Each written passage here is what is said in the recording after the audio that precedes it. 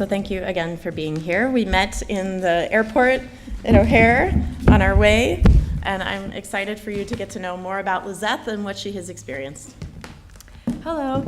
As you heard, I met Erin at the airport, and we went on an exciting trip to DC as we tried to share our stories and our experiences with our community and how our community is affected by immigration.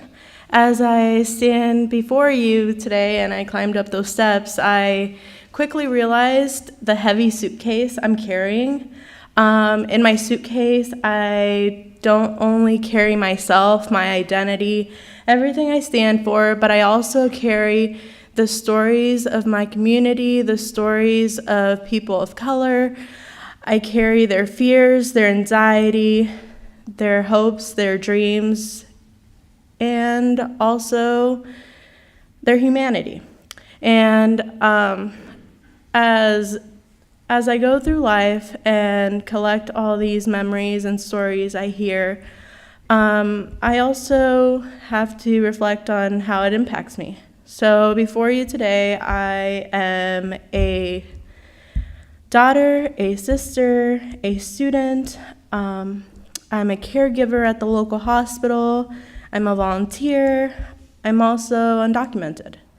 And a dreamer.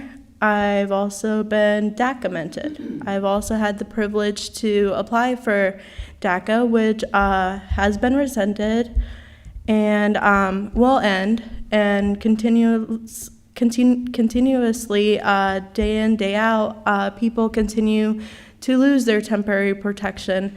Their fear for deportation rises, and the fear for their family also rises as we begin to talk about the DREAM Act. As much as I would love the DREAM Act, I also would like to state that, the DREAM Act should be a clean DREAM Act because not only do I ask for the protection of myself, as I hold talents that are valuable for this country. I am a developing scientist. I'm a biochemist and a biologist, as well as enzyme engineer. So not only do I have those talents, but I also see the value in my family.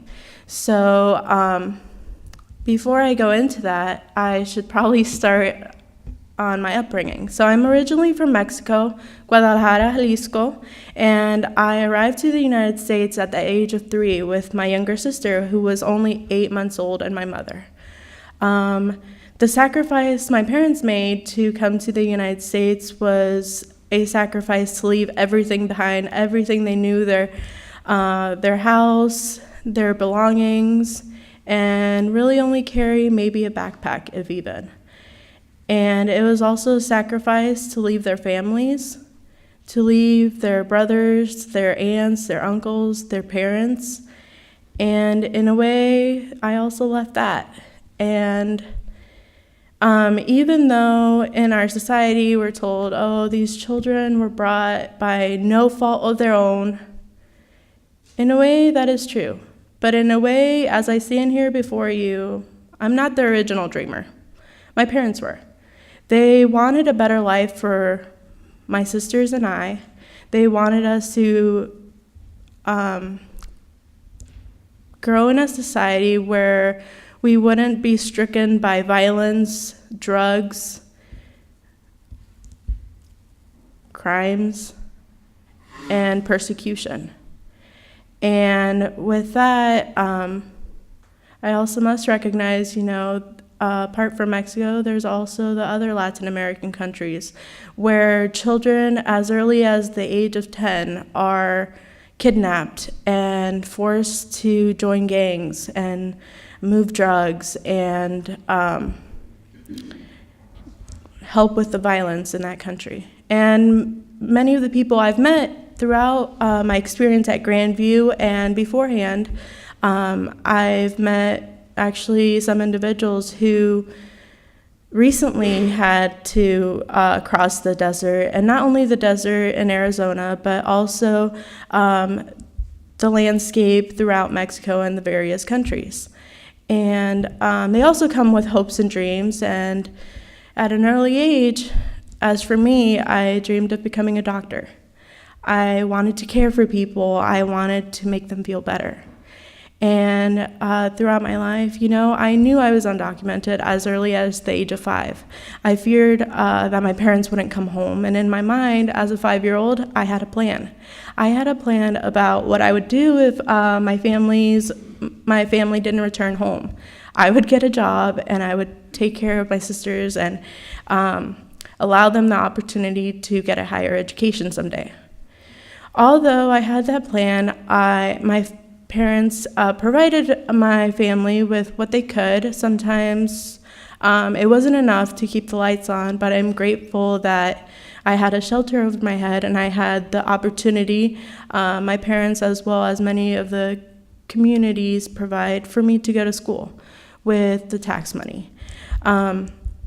So I was able to go to public school up to high school, where then I got an education at Dowling Catholic High School and still hid my identity as being undocumented. Not only because I was scared of the aftermath of it, but also because I knew there was more to it. That was putting my family at the front lines of deportation, of losing everything, their dreams, everything and anything they had already built up to this point. So as I hid my identity, or a huge part of my identity, I also, couldn't be myself most of the time. I knew I wanted to go to college, but I didn't know how I was going to get there. Throughout my life, I also fought the idea of you're not worthy enough, you aren't valuable, your life isn't valuable, you're an illegal, you're an alien, everything that you see on the media. And throughout that, I had several mentors in my life and several people who kept pushing me, even though they didn't know about my status. They kept telling me, oh, you can do anything you put your mind to. A little part of me believed in that. I'm glad, because today, as I stand before you, I am a senior at Grandview University. I study biology and biochemistry and a minor in psychology. And here in April, I will graduate with my Bachelor's of Science in both biology and biochemistry and hope to go to medical school. Now, as we continue to transition in all this political mess of the DREAM Act and making a plan for these young people, as a community, I do ask you and call out to you if you know someone, or you might not know someone, you might actually work with somebody's parents who are undocumented. You might see them at the grocery store. But I ask you that as we continue to push our leaders in Congress and the president, we ask for something with human dignity, because I'm tired of my human dignity, my family's and my community's human dignity being stripped from them, just for the simple fact that they sacrificed everything to escape the horrors of their drug and crime-stricken countries. Otherwise, who knows, they could have died. And many of the people who are being deported, we've seen when they get back to their home countries, some of them do die. So I think I left it over there.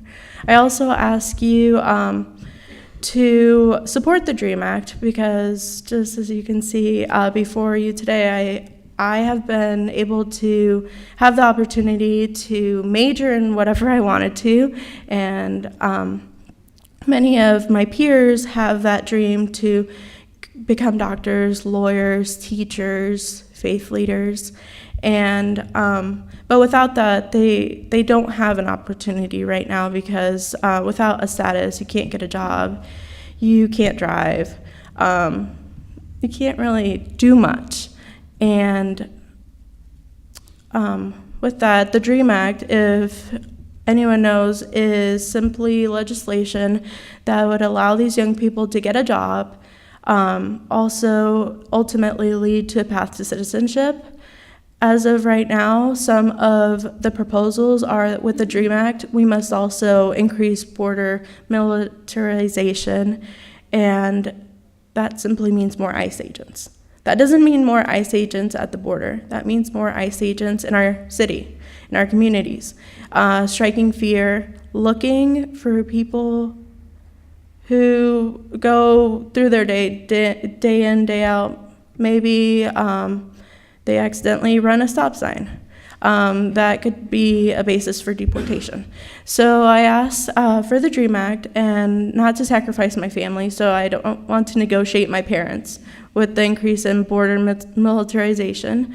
We must also focus on TPS, which it's a temporary status for people like, I think, El Salvador is one of the countries that goes into that. And those people have TPS, which is just the status that allows them to work as well and protection from deportation. So thank you for listening to my story, and I ask that if you would write to your members of Congress, call them, take some action. Feel free to join the rallies we have here in town and stand up for human rights and dignity. Thank you.